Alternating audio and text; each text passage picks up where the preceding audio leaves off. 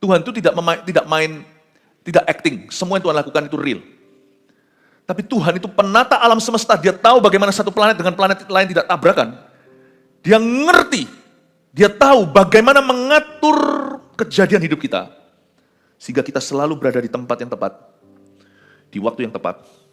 Ketemu orang yang tepat. Bukan hanya di saat yang tepat, untuk tujuan yang tepat.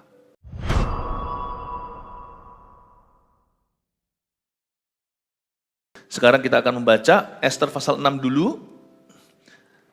Mordekai dihormati, ayat 1. Pada malam itu juga raja tidak dapat tidur.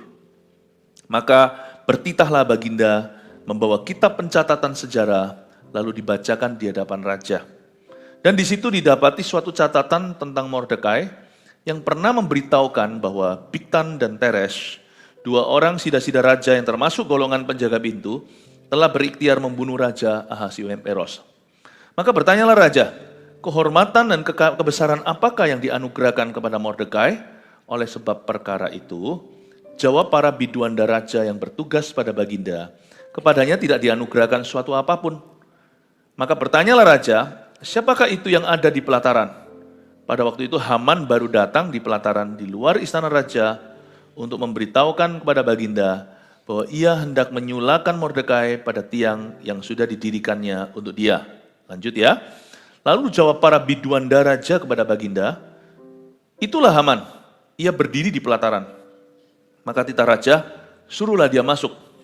Setelah Haman masuk, bertanyalah raja kepadanya, apakah yang harus dilakukan pada orang yang raja berkenan menghormatinya?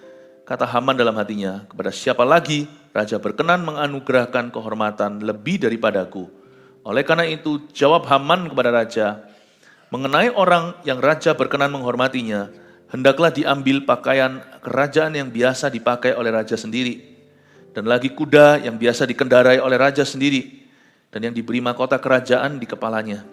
Dan hendaklah diserahkan pakaian dan kuda itu ke tangan seorang dari antara para pembesar raja, orang-orang bangsawan, lalu hendaklah pakaian itu dikenakan kepada orang yang raja berkenan menghormatinya. Kemudian hendaklah ia diarak dengan mengendarai kuda itu melalui lapangan kota, sedang orang berseru-seru di depannya, beginilah dilakukan kepada orang yang raja berkenan menghormatinya. Maka titah raja kepada Haman, segera ambillah pakaian dan kuda itu seperti yang kau katakan itu, dan lakukanlah demikian kepada Mordekai orang Yahudi yang duduk di pintu gerbang istana. Sepatah kata pun janganlah kau batalkan, kau lalaikan daripada segala yang kau katakan itu. Lalu Haman mengambil pakaian dan kuda itu, dan dikenakannya pakaian itu kepada Mordekai. Kemudian diaraknya Mordekai melalui lapangan kota itu. Sedang ia menyerukan di depannya, beginilah dilakukan kepada orang yang raja berkenan menghormatinya. Kemudian kembalilah Mordekai ke pintu gerbang istana raja, tetapi Haman bergesa-gesa pulang ke rumahnya dengan sedih hatinya, dan berselubung kepalanya. Dan Haman menceritakan kepada Zeres istrinya dan kepada semua sahabatnya apa yang dialaminya. Maka kata para orang arif bijaksana dan Zeres istrinya kepadanya, jikalau Mordekai yang di depannya engkau sudah mulai jatuh adalah keturunan Yahudi, maka engkau tidak akan sanggup melawan dia, malah engkau akan jatuh benar-benar di depannya. Selagi mereka itu bercakap-cakap dengan dia, datanglah sida-sida raja, lalu mengantarkan Haman dengan segera ke perjamuan yang diadakan oleh Ester.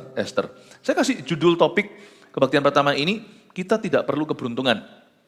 Orang Kristen tidak perlu luck.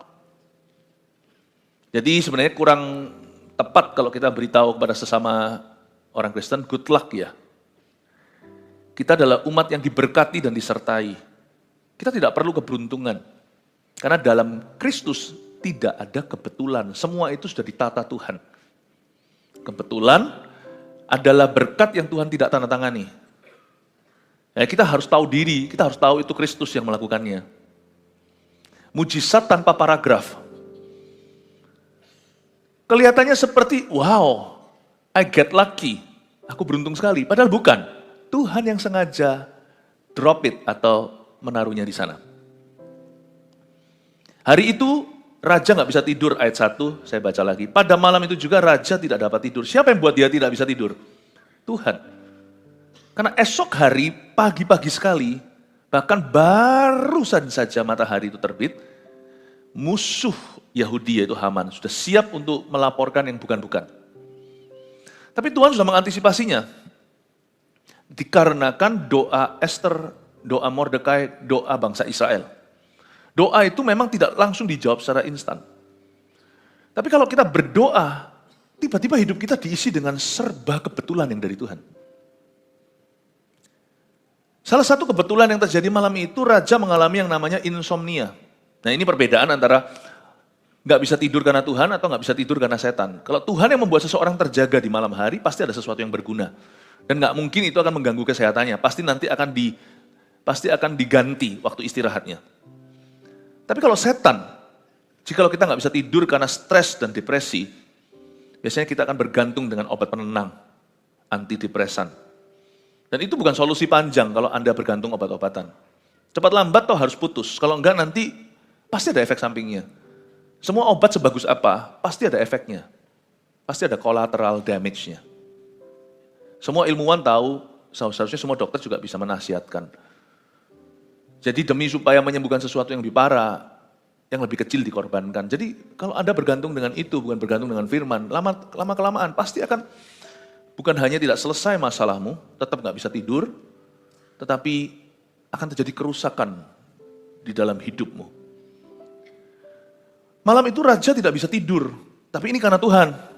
Apa yang raja lakukan adalah, maka bertitahlah baginda membawa kitab pencatatan sejarah, lalu dibacakan di hadapan raja. Raja itu punya library, punya perpustakaan.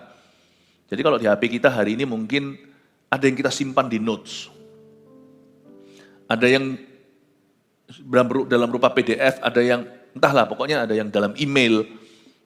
Jadi raja minta dibacakan. Dan waktu membaca itu kok bisa dari begitu banyak kitab pencatatan sejarah Media dan Persia.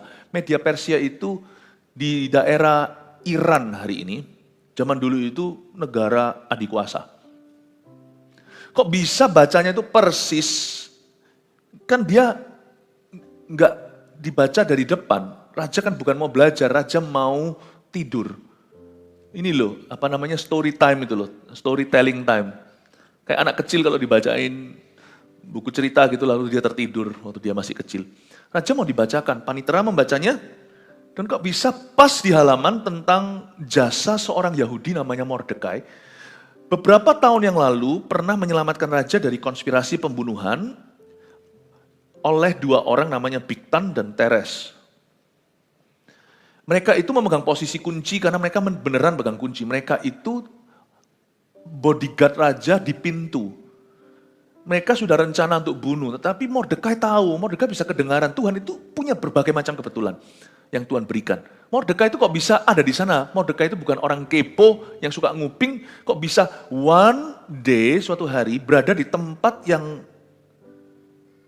tidak disangka dia bisa mengetahui suatu konspirasi.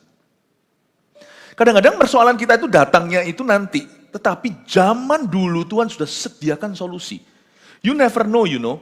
Makanya itu kalau kita hidup hari ini tuh, percayalah bahwa apa yang kau tabur akan kau tuai nanti. Siapa pernah sangka bahwa beberapa tahun yang lampau, itu Mordekai pernah laporkan sebuah kejahatan, nanti itu jadi peluru keberhasilan bukan hanya untuk Mordekai, tetapi untuk menyelamatkan seluruh kaum bangsanya. What you do today akan ada compound effect, pasti akan ada efek multiplikasi. Apa yang kau tabur hari ini itu nanti suatu hari bukan hanya baik untuk dirimu, tapi itu akan menyelamatkan sesuatu dan itu akan berdampak ke orang banyak. Kita tidak pernah tahu loh, perbuatan baik yang kita lakukan sekarang, atau suatu kejahatan yang kita hindari dan kita gagalkan, ternyata suatu saat nanti keturunanmu akan menuainya. Jadi Tuhan itu sudah menyediakan solusi sebelum masalah tiba. Jauh hari. Dan jangan sampai kita ngomel kalau jasa kita belum terbayarkan. Kalau kita itu, apa yang kita lakukan itu belum diingat oleh orang. Kalau diingat zaman dulu misalnya, zaman dulu raja sudah kasih dia reward, kasih dia kehormatan, kasih dia kebesaran, kasih dia upah. Maka raja sudah tidak berutang budi. Sehingga suatu hari ketika Haman atau Hitler ini bangkit untuk membunuh orang Yahudi, itu sudah tidak bisa lagi menjadi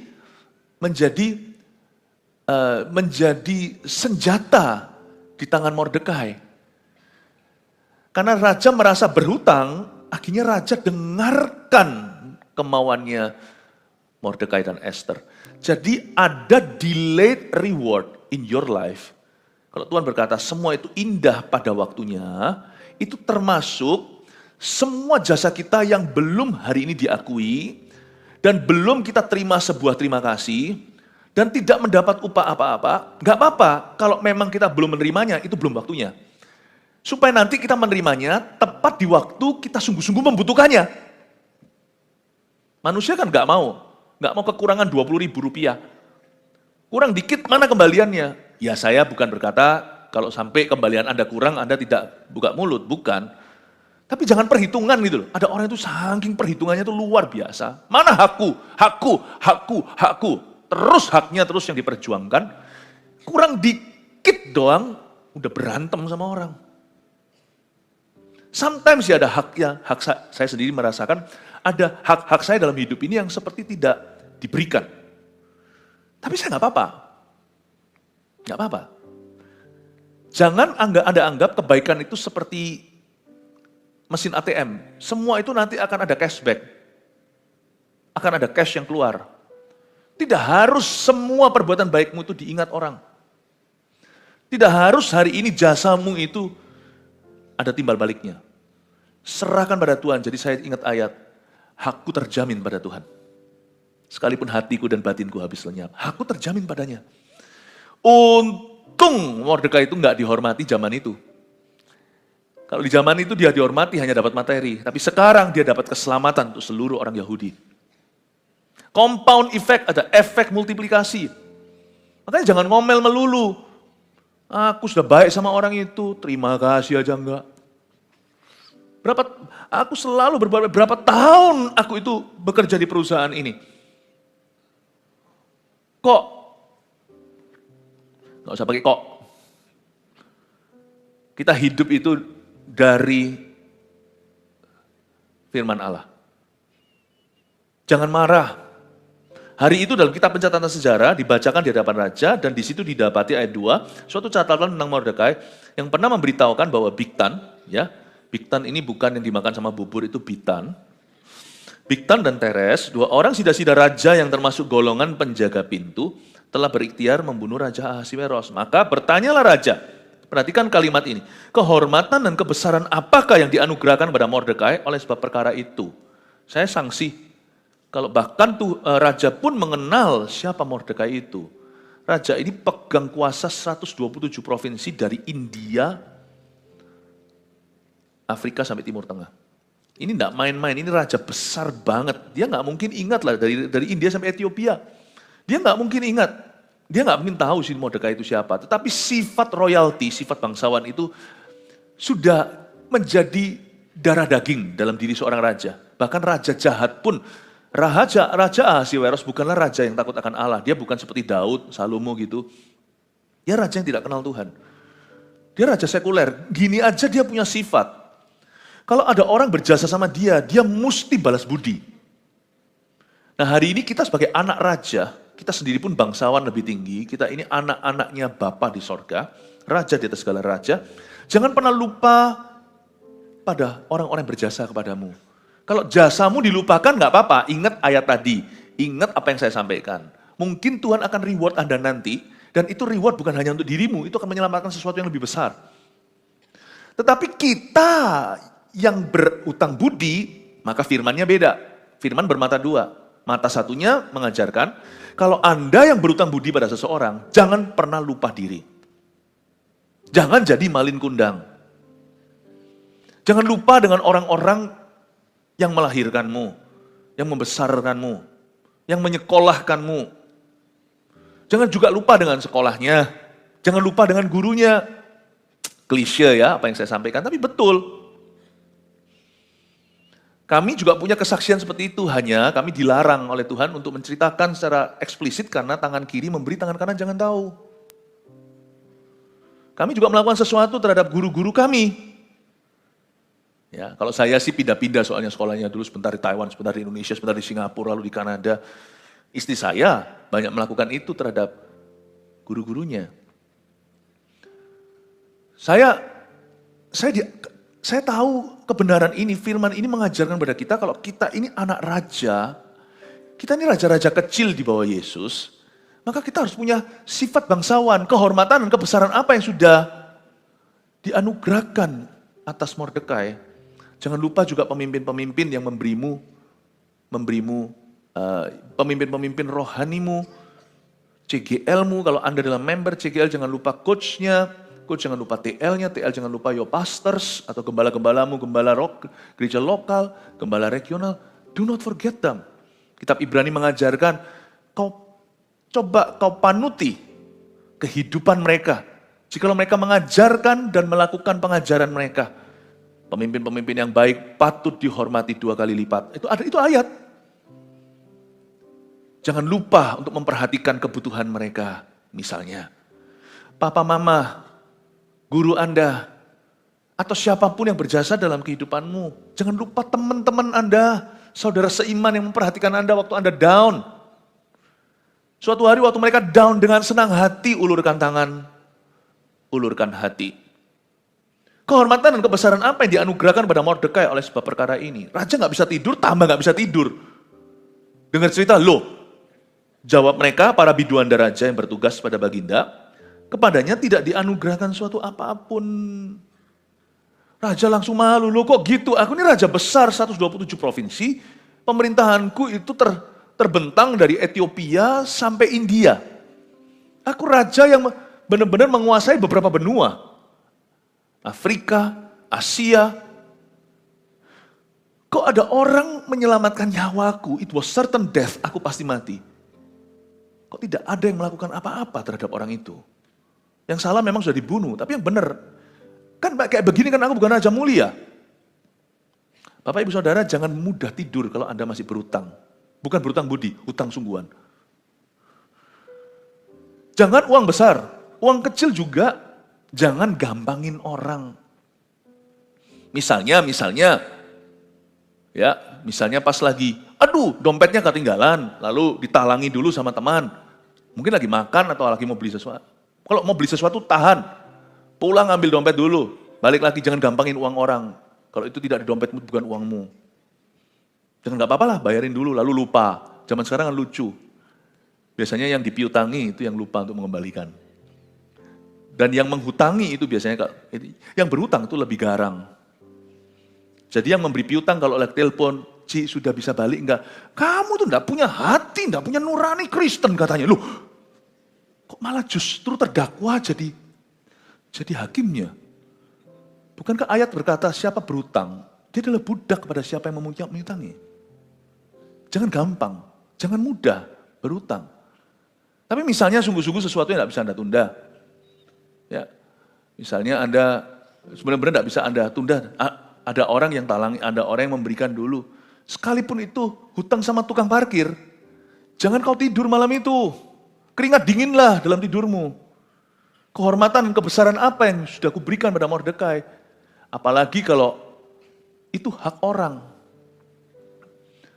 Jangan gampang berhutang. Orang Kristen tidak boleh punya sifat ini. Ini sangat-sangat murahan. Sifat seperti ini adalah sifat yang pasti bukan sifat seorang bangsawan. Anak Tuhan itu gak punya sifat ini. Saya harus berkhotbah melawan hal-hal seperti ini di dalam diri kita. Orang yang suka gampangin orang lain. Jangan gampang-gampang terima. Apalagi yang bukan hakmu, sekalipun diberikan kepadamu pun Anda harus pastikan itu untuk apa? Apakah rela? Konteksnya tepat tidak? Apakah gratifikasi kalau itu memang posisi Anda? Atau sebagai bentuk gratitude atau terima kasih, itu pun dalam bentuk terima kasih pun Anda harus berkata, gak usah lah gini-ginian. Cukupkan dirimu dengan gajimu. Setiap kita punya salary karena kita punya pekerjaan yang sah. Cukupkan. Percaya pada Tuhan. Tuhan itu bisa cut yang namanya medical bills kita. Dengan memberi kita sehat. Herannya banyak orang yang pas-pasan tuh badannya sehat-sehat ya. Tidak sedikit malahan justru orang kaya itu yang sakit-sakitan. Saya tidak berkata kaya miskin itu dibedakan Tuhan, tapi hati orang. Dan Tuhan tahu kebutuhan kita, so jangan iri. Cukupkan dirimu dengan salarymu, dengan gajimu. Lalu investasikan dengan benar, jangan yang bodong-bodong, jangan cepetan kembalian tanpa harus melihat, tanpa tahu hulu hilirnya, nggak ngerti prosesnya, pokoknya cemplungin sekian nanti. Bunganya nggak usah yang begituan, nggak usah main yang terlalu resiko spekulatif, nggak usah ingin jadi kaya semalam. Simpan tabung sesuatu yang holds value, sesuatu yang bisa mempertahankan nilai itu, bahkan bisa bertambah pelan-pelan. Kekayaan yang cepat didapat, nanti juga cepat hilang. Saya mau ngomong, memang saya agak sedikit mulai bicara agak luas. Tapi kembali ke kehormatan, kebesaran. Ingatlah sifat bangsawan. Nggak gampangin jasa orang. Nggak gampangin hak orang yang belum diberikan. Jangan tidur pulas kalau Anda masih hutang 5.000 rupiah sama orang. Apalagi 5.000 dolar. Jangan tidur pulas. Jangan datang ke gereja seolah-olah tidak terjadi apa-apa. Kalau kita seperti itu tetap harus datang ke gereja. Karena di gereja kita dibenarkan. Justru orang salah butuh kebenaran. Justru orang sakit butuh tabib. Apalagi kalau kita terlibat dalam pelayanan, jauh lebih benar wong kita pegang perkakas Tuhan. Kalau kita datang itu, hendaknya kita tidak menjadi seperti orang Farisi yang melihat orang lain, aku tidak seperti dia. Tapi seperti pemungut cukai itu yang tepuk-tepuk dadanya. Datanglah sekalipun dalam doa ketika semua sembahyang, kita menundukkan diri berkata, Tuhan aku tidak layak. Datanglah, tapi rasalah tidak layak. Karena aku pernah larikan uang orang. Hai Sakius, kembaliin uang orang itu. Jangan kita berada di gereja bertindak seolah-olah nothing is happening. Lalu kita berkata, puji Tuhan, betapa munafiknya. Kehormatan dan kebesaran apa? Ini raja sekuler yang berkata gitu. Orang tidak takut akan Tuhan. Aduh, aku tambah gak bisa tidur lagi nih bidu Anda. Hai panitera, kamu cerita begini tambah gak bisa sleep saya, gak bisa pulas. Aduh, tapi waktu Raja baru aja garuk-garuk kepala, masuklah satu orang ke dalam ruang kerjanya, ke dalam istananya. Kita lihat ayat 4. Maka bertanyalah raja, siapakah itu yang ada di pelataran? Tiba-tiba dia dengar langkah kaki. Karena gak semua orang punya kartu akses. Tapi ada orang-orang yang punya kartu akses seperti Haman, karena Haman ini adalah Perdana Menterinya Ahasiweros. Ini orang nomor 2, the second man in charge. Maka bertanyalah raja, siapakah yang ada di pelataran itu? Pada waktu itu Haman baru datang, perhatikan, di pelataran luar istana raja, untuk memberitahukan kepada Baginda, kok bisa tepat gitu ya waktunya, bahwa ia hendak menyulakan Mordekai pada tiang yang sudah didirikannya untuk dia. Lucu banget, Tuhan itu punya selera humor, tapi jangan main-main, selera humor Tuhan pun kudus. Bisa pas dibacakan oleh bidu Anda, jasa Mordekai yang belum terbayarkan oleh raja, masuklah Haman, mau laporkan Mordekai dan memohon pada raja untuk menggantungkan dan membunuh orang ini. Kok bisa tepat God's timing? Andai kata misalnya si Haman datangnya itu setengah jam lebih awal, atau mungkin 10 menit aja membaca gitu gak lama, buyar, gak sampai cerita Mordekai ke telinga raja. Raja itu gimana pun kupingnya tipis. Siapa yang ngomong dulu, masuk dulu, untungnya masuk dulu informasi yang objektif, karena catatan sejarah itu semuanya terbukti, bukan gosip, bukan fitnah. Sebelum masuklah si gossiper itu, sebelum masuklah si hater itu, bisa tepat waktu, pas, top notch, benar-benar langsung on the dot, langsung ke detik di mana barusan selesai panitera raja atau pencatatan sejarah itu dibacakan ke telinganya, baru tutup buku raja tanya, loh kok belum ada yang reward dia? Tuk, masuklah musuh Yahudi yang mau bunuh Mordekai. You think itu kebetulan?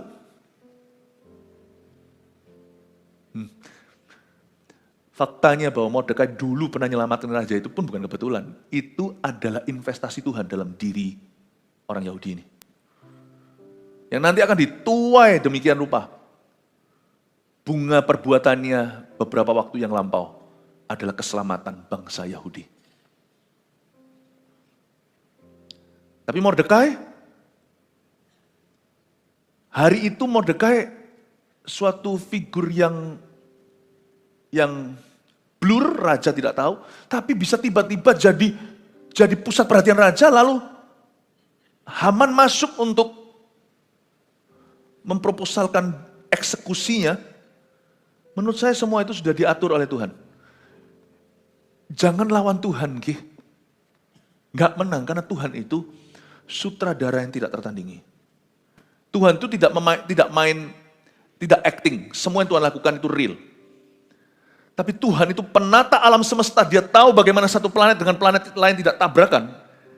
Dia ngerti.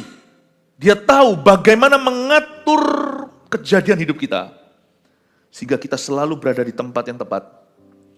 Di waktu yang tepat. Ketemu orang yang tepat. Bukan hanya di saat yang tepat. Untuk tujuan yang tepat. Jangan melawan Sang Maha Tahu.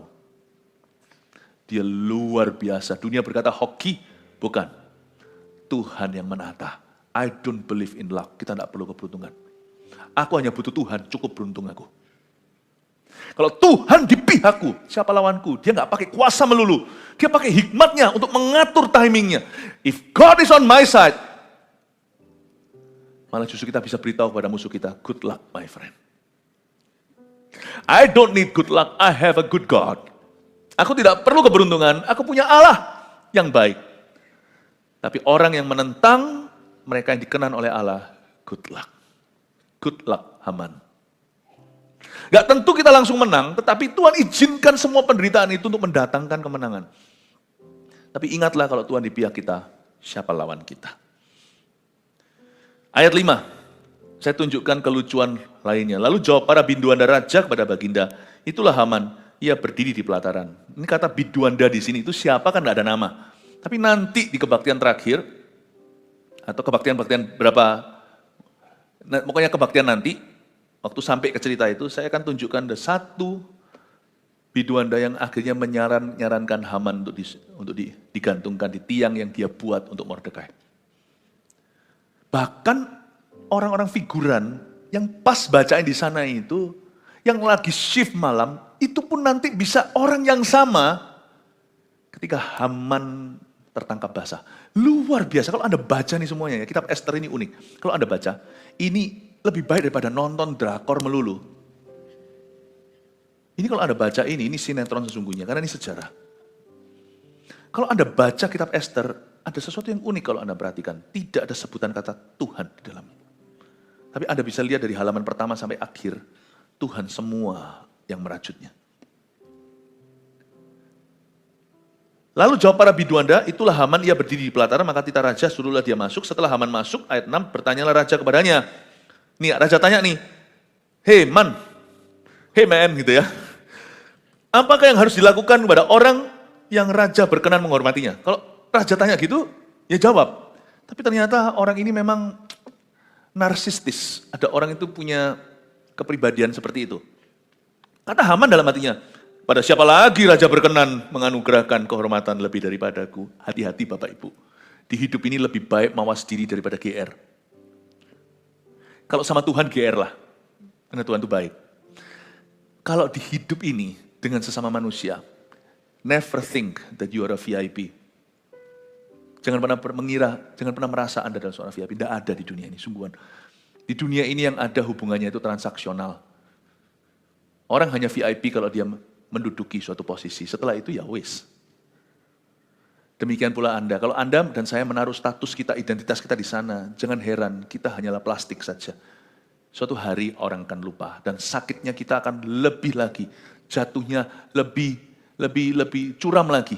Kalau kita meninggikan diri karena posisi. Jadi orang itu tidak boleh narsis. Haman berkata dalam hatinya, raja cuma tanya, menurut kamu orang yang pernah melakukan kebaikan kepada raja dan raja berkenan menghormatinya, enaknya gimana ya perlakuannya? Jawablah. Jawab itu harus selalu dari pikiran yang jernih. Jangan dari hati yang gila hormat. Jawab apapun juga itu selalu usahakan objektif. Jangan GR dulu. Haman berkata dalam hatinya, raja ngomong tentang aku ini. Raja bilang soal gua ini. Siapa lagi lah? Siapa lagi yang raja berkenan menganugerahkan kehormatan lebih daripada aku? Let's be humble today. Mari kita rendah hati tahu bahwa kita tidak tahu segala sesuatu. Apa yang kelihatan di kasat mata kita, yang ada di ruang mata kita kiri kanan atas bawah, itu semuanya menurut hemat dan pengetahuan kita. Tapi Tuhan tuh tahu lebih luas. Tuhan tuh tahu lebih luas. Karena itu selalu jangan pernah memikirkan diri kita lebih besar dari orang lain. Pikirkan orang lain itu lebih besar dari diri kita. Mawas diri itu lebih baik daripada meninggikan diri. Karena ujungnya lebih baik kita diangkat daripada direndahkan. Orang yang duduk selalu menghendaki tempat yang terhormat. Jangan-jangan ada orang lebih terhormat datang nanti, lalu nanti petugas akan berkata, tolong mundurlah berapa baris. Lebih baik kita tuh duduk itu cari tempat yang biasa, lalu tuan rumahnya sungkan karena tahu Anda siapa. Jangan di situ, sini maju. Ini tidak berlaku di dalam gereja.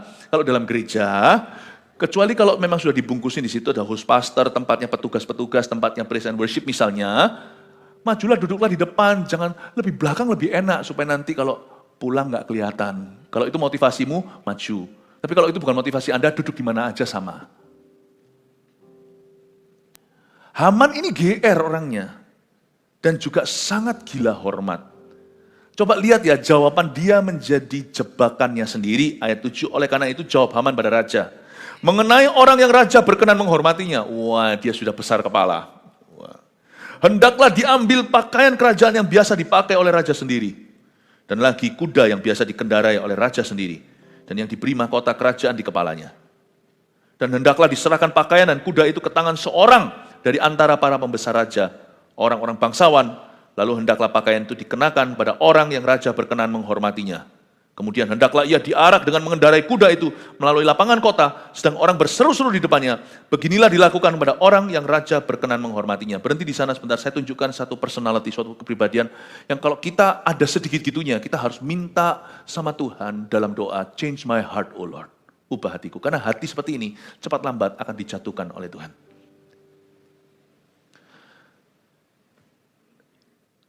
Kepribadian daripada Haman ini narsistis dalam arti Haman ini sekalipun Perdana Menteri orang kedua, tapi di dalam kerajaan juga ada orang ketiga, keempat, kelima, dan seterusnya. Memang dia slightly lebih tinggi, tapi dia jauh di bawah raja. Jangan lupa, zaman dulu itu bukan demokrasi, zaman Ahasiweros itu zaman aristokrasi, artinya kerajaan. Raja itu daulat.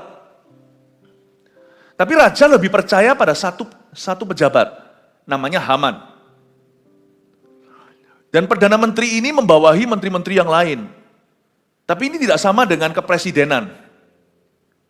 Raja Baginda itu memerintah selama-lamanya sampai dia meninggal dunia. Raja Ahasiweros lebih percaya, Haman kok tidak bisa mawas diri ya, bahwa hari ini dia lebih dipercayai. Tidak ada jaminan bahwa besok raja akan mencabut kepercayaan itu. Kepercayaan is kepercayaan. Ini yang membuat kita semua harus mawas diri. Everything di tangan kita. Baik itu harta, benda, koneksi, whatever. Itu kepercayaan. Ministry, pelayanan, pekerjaan, karir kita itu kepercayaan. Jadi waktu kita lebih dipercayai, jangan sampai lupa bahwa tetap itu hanyalah sebuah kepercayaan. Makanya Tuhan ingatkan kita para gembala-gembala juga, bahwa domba yang kupercayakan itu janganlah kau berbuat seolah-olah hendak memerintahnya atau seolah-olah kaulah yang memilikinya. Tapi pimpinlah dengan teladan, lakukan dengan sukarela. Kadang-kadang kita bisa lupa, tidak ada yang bisa membuat orang itu buta seperti kuasa. When you are given power, you forget. When you are given riches, atau Anda diberikan harta benda, kita juga bisa lupa. Jangan lupa, Haman ini kok nggak ngerti ya, kalau kamu lebih dipercayai, tempatmu itu nggak pernah aman. Tempatmu hanya seaman integritasmu. Makanya itu Tuhan berkata, orang sombong, orang congkak, aku lawan. Barang siapa meninggikan diri, aku sendiri tidak akan kuwakilkan ke malaikat, aku akan merendahkan dia. Tapi siapa yang merendahkan hati, aku akan terus angkat. Tuhan tidak perlu melengsarkan siapa-siapa kalau kita rendah hati. Kalau kita rendah hati, kita diangkat terus. Dan terus diangkat. Tapi Haman ini lupa kalau itu kepercayaan. Dia lupa. Dan dia sifatnya sesuatu yang buruk ini. Kalau Anda melihat sifat seperti ini pada anak buahmu atau bahkan anak kandungmu, Anda harus melakukan sesuatu.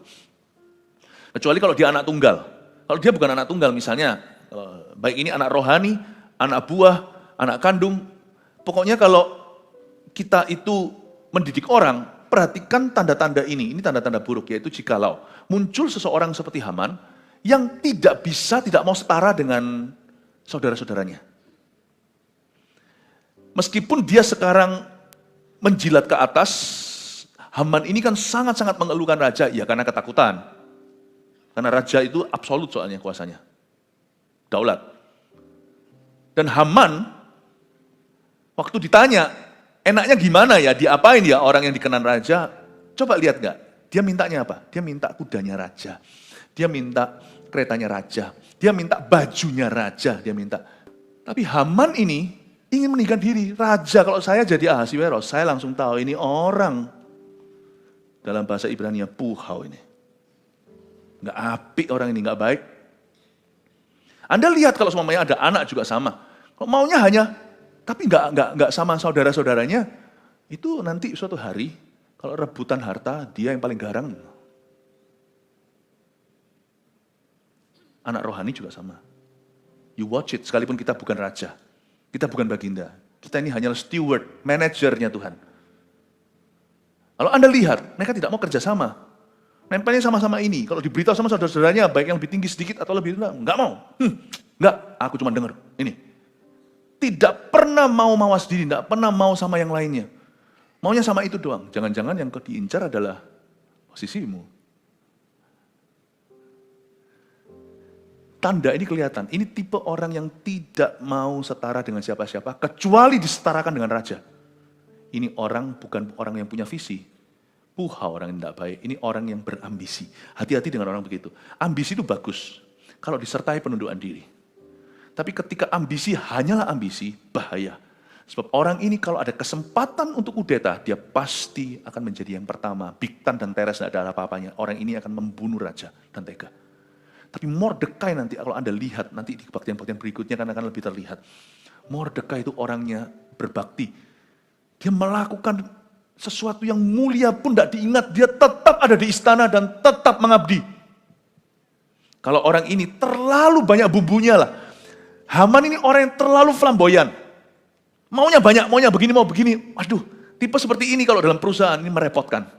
Ini hanya menjadi liabilitas, dia menjadi beban. Dalam pelayanan orang seperti ini tidak akan berbuah, tapi kemana-mana akan berantem sama semua orang. Kecuali sama gembalanya. Kalau kita baca begini ya, kalau baca ayat gini, kita jadi pinter loh. Kalau saya baca ayat gini, saya jadi seorang pemimpin yang jauh lebih equip. Tidak heran firman Tuhan berkata, orang yang baca Alkitab diterangi sama Roh Kudus. Dia itu seperti dapat equipment, seperti dia diperlengkapi untuk perbuatan baik. Perbuatan baik itu bukan hanya perbuatan baik, amal sosial. Perbuatan baik itu adalah tugas jobmu itu akan terlengkapi. Karena kita punya hikmat yang maha tinggi. Waktu saya baca gini, bukan menghakimi orang lain, bukan. Tapi saya bisa menilai pohon dari buahnya. Buah pohon itu tidak selalu buah roh yang nampak. Buah pohon itu juga buah-buah yang salah kan kelihatan. Kenapa ya dia? Kok sama yang lainnya nggak mau ya? Maunya sama aku terus nggak mau sama yang lainnya. Sama orang-orang, ayo sini kerjasama, saya nggak pernah mau. Catat, kasih tanda. Sebelum berubah, jangan kau percayakan lebih. Amin Bapak Ibu Saudara. Ini hikmat leadership yang luar biasa. Oh, saya seharusnya nggak masuk ke arah leadership sih. Kita tidak perlu keberuntungan, tapi saya rasa Anda cukup dewasa. Kok Roh Kudus bawa saya sampai ngomong soal kepemimpinan? Pasti di sini ada banyak pemimpin-pemimpin atau orang-orang yang akan segera jadi pemimpin. Saya berharap apa yang saya ajarkan akan berguna buat Anda. Haleluya. Nggak lama lagi langsung lompat aja. Lucunya ya, Anda lihat ya. Ayat 10, maka titah raja kepada Haman. Hamannya sudah udah eng-eng gitu ya, udah pakai drum berbunyi drrrr. Segera ambillah pakaian dan kuda itu seperti yang kau katakan itu. Dan lakukanlah demikian kepada Mordekai orang Yahudi. Saya bisa bayangkan di benak Haman langsung wek.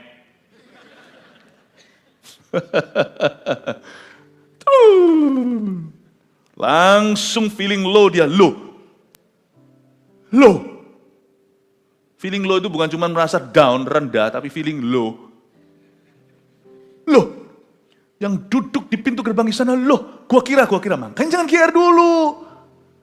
Mendingan kita ngomong kalau ditanya sesuatu itu selalu ingatkan, it's not me.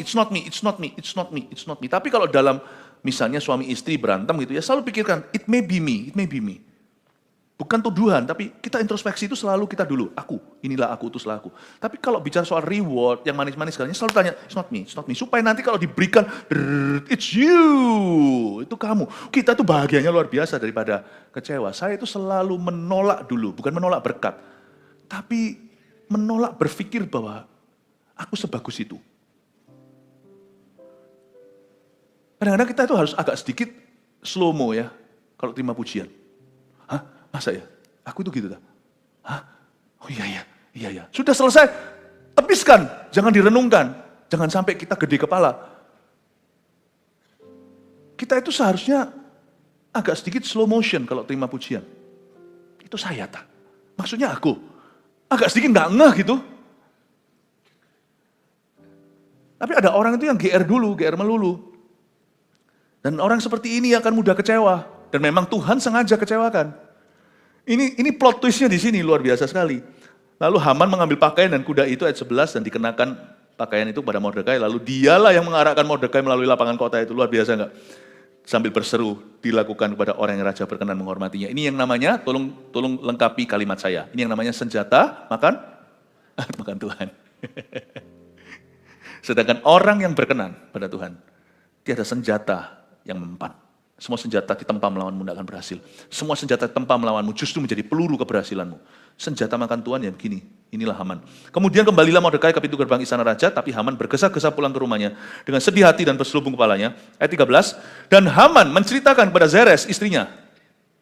Ini istrinya juga nggak baik ini. Puhau ini orangnya. Kalau Anda baca Esther part 1 yang saya ajarkan di IMS Surabaya Timur beberapa minggu yang lalu. Saya jelaskan bahwa istrinya itu malah justru dan sahabat-sahabatnya itu yang menyarankan ini aja pasang tiang sulam,